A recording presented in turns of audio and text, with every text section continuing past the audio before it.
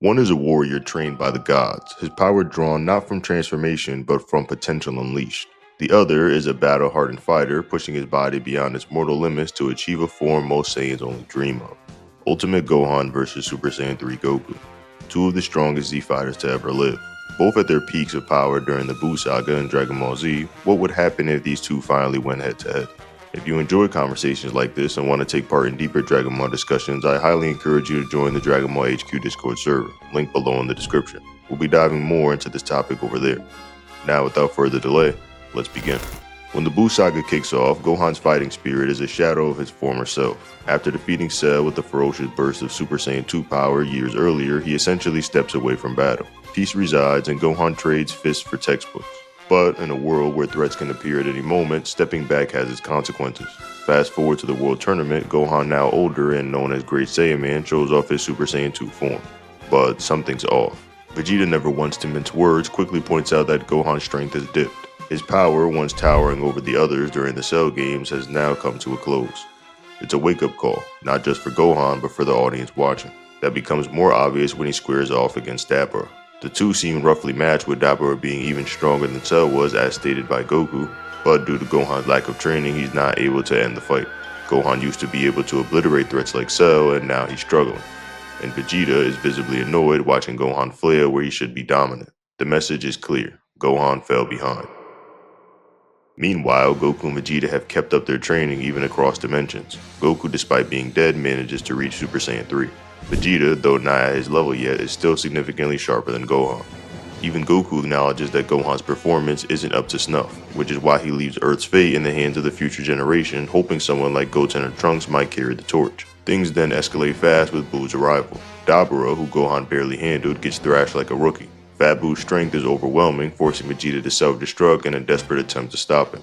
When that fails, the only hope lies with a different kind of power, one buried deep inside Gohan. Transported to the sacred realm of the Kais, Gohan meets Elder Kai, who offers to draw out every last ounce of his potential. Unlike transformations that rely on anger or energy spikes, this ritual promises to unleash Gohan's full strength without any of the usual drawbacks.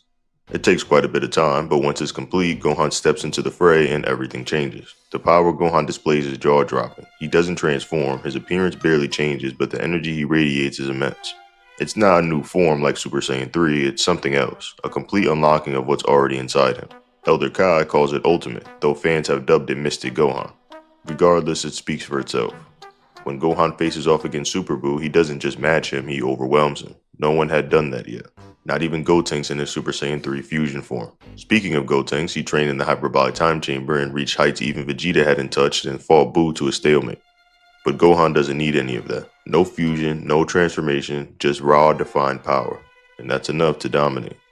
At this point, the hierarchy is pretty clear. Ultimate Gohan stands at the top above Gotenks, Goku, and everyone else. Goku had earlier admitted he couldn't take down Super Buu himself, so the fact that Gohan could stop Buu outright speaks volumes. Goten and Trunks themselves are stunned at how much stronger Gohan has become, so much so that they feel like background characters in comparison. But the story doesn't end there.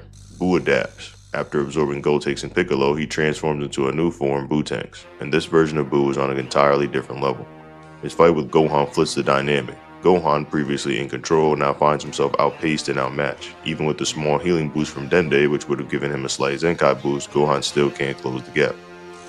Eventually, Buu-Tanks' fusion timer runs out inside of Buu, and he reverts to a weaker version, Buu-Iccolo. This gives Gohan the upper hand again briefly, but before Gohan can finish things, Buu absorbs him too, turning into his most powerful state yet. Meanwhile, Goku and Vegeta return to deal with the chaos. But what happens next heavily depends on whether you're looking at the manga or the anime. In the manga, Goku never gets another boost. He admits outright that he can't take on Super Buu. He views Gohan as their best shot and the narrative supports that, at least until Buu's final transformation. Ultimate Gohan at full strength sits above Goku and Vegeta, no question. Even when Goku comes back to fuse with Vegeta and create Vegito, it's clear that they need both of them just to stand a chance against the latest form of Buu, which now include Gohan power. But the anime tweaks that narrative. When Elder Kai gives his life to revive Goku, it's not just a life swap, it becomes an unspoken power surge. In Dragon Ball logic, life energy can translate into ki. Elder Kai had 1,000 years left to live, and pouring that into Goku likely made a huge difference. There's no explicit statement about this boost, but its effects are obvious. Later in the anime, we see Goku and Vegeta fighting clones of Gotenks and Gohan inside Buu's body. These aren't watered down copies, they're said to be exactly as strong as the originals, yet Goku, only using Super Saiyan, is able to defeat the Gohan clone. That's a major shift. In the manga, Goku openly stated that he wasn't as strong as Gohan. In the anime, he easily surpasses him. Vegeta too seems to benefit from being revived. Earlier in the saga, he couldn't keep up with Gotenks even in his base form, but now he's handling clones of Gotenks and Piccolo without much trouble. Again, all while not going beyond Super Saiyan. These subtle changes paint a different picture of power scaling than the manga does. To summarize both instances, in the manga version, Ultimate Gohan is the strongest unfused character, with Goku and Vegeta both trailing behind him. Gohan dominates Super Buu until Buu-Tanks appears. In the anime version, post-revival Goku gains a silent power upgrade and becomes strong enough to beat a clone of Ultimate Gohan with just Super Saiyan. This suggests Goku now surpasses Gohan. Vegeta also gets a hidden boost that lets him catch up. And while the final showdown with Kid Buu belongs to Goku and Vegeta, it's worth noting that Gohan and the others are revived before the fight ends. Yet, they stay out of it. Goku asks for energy from everyone, but not for backup in battle. Whether that's a story choice or an indication that Gohan's role had passed is open to interpretation. Either way, Gohan's potential remains unmatched. He didn't even reach it through rage or transformations. He achieved it by becoming complete. And even if his moment in the spotlight didn't last long, the Buu saga made one thing clear. Gohan, when fully unlocked, is in a league of his own. Given that, in the manga, Gohan is more than likely stronger than Goku, whereas in the anime, it's very different.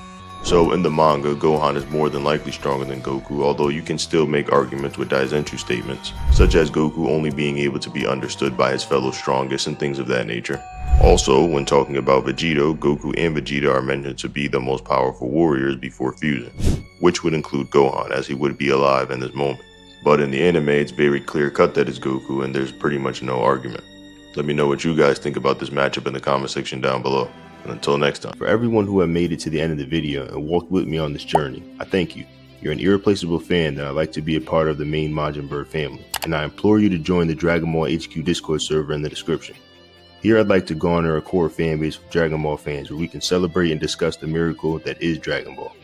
Thank you.